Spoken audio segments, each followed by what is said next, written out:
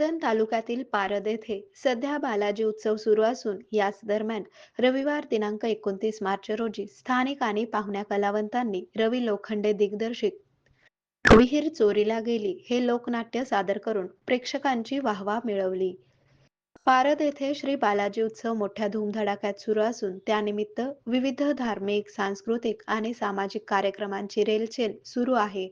सोमवार दिनांक 30 मार्च रोजी पहाटे निघणाऱ्या महादेवाच्या स्वारीनिमित्त रविवारी रात्री रंगसुधा ग्रुप, पारध आणि हास्यदिंडी सिल्लोडच्या कलावंतांनी विहीर चोरीला गेली हे रवी लोखंडे दिग्दर्शित लोकनाट्य सादर करून प्रेक्षकांसमोर भ्रष्टाचाराची पोलखोल करून रसिकांची शाबासकी मिळवली.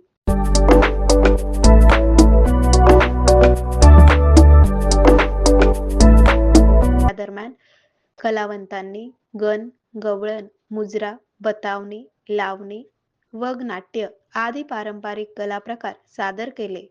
या लोकनाट्यात दिग्दर्शक रवी लोखंडे, प्रसिद्ध मराठी अभिनेते प्राध्यापक शरद काकडे, प्राध्यापक रुपेश ठाकूर, रील स्टार उमेश सुरडकर, पांडू लोखंडे, धनंजय देशमुख, कडुबा पांडे, नारायण बडनेरे, प्राध्यापक अनिल मगर, प्राचार्य डॉक्टर राजाराम डोईफुडे आदींनी पुरुष भूमिका निभावल्या.